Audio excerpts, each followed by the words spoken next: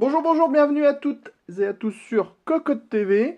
Aujourd'hui, on vous propose un nouveau déballage qui porte sur la Z68 ITX Wi-Fi de Zotac, une carte au format ITX, donc 17 par 17 cm, avec le dernier chipset Intel, le Z68, celui-là même qui permet de profiter du Virtu Lucide par exemple, ou encore du Smart Response, ou encore d'avoir des capacités d'overclocking pleines avec un processeur un peu plus classique. Nous, on montrera surtout du 2600K dessus, car on va vous proposer tout simplement un dossier avec le montage de la configuration Mini-ITX la plus puissante jamais réalisée, avec tout simplement une GTX 590 associée à un 2600K justement, le tout sur cette carte mère avec un petit total de 8, voire peut-être même 16 Go de mémoire. Mais ça, nous allons y revenir beaucoup plus tard. Pour le moment, on se consacre au déballage avec la boîte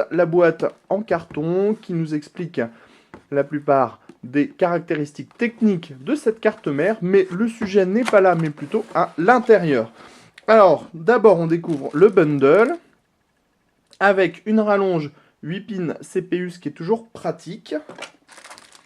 Le bracket pour deux USB 3 à placer à l'arrière de votre boîtier avec, chose très importante, la plaque au format low profile pour utiliser ça dans un boîtier de type salon. On a les différents cordons SATA, jaune toujours comme d'habitude chez Zotac. Ici, on a un adaptateur mini HDMI vers mini DisplayPort vers DisplayPort. On a les petites antennes pour le Wi-Fi. Les différentes notices d'utilisation avec, bien sûr, le petit CD pour les drivers. La plaque IO Shield de la carte mère. Pour la carte mère. La carte mère en elle-même. Et le petit adaptateur à placer à la place de la carte Wi-Fi. Si par exemple, ici, on veut mettre autre chose avec une carte un peu plus longue.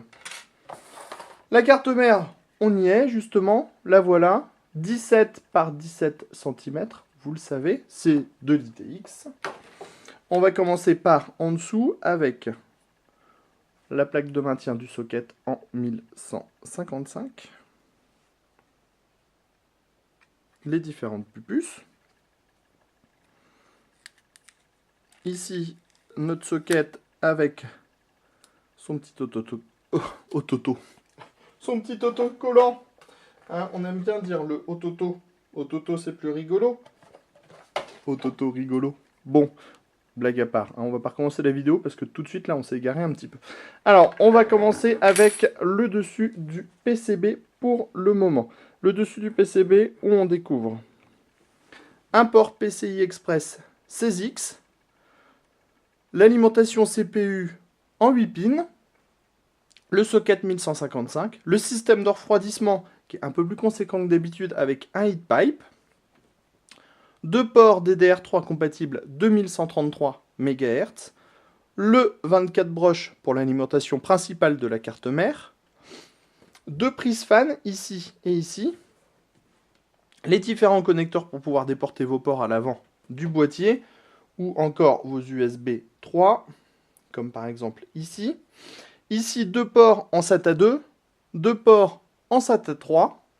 Bref, un équipement plutôt complet, sans oublier la carte Wi-Fi qui vous permettra d'accéder à Internet sans fil.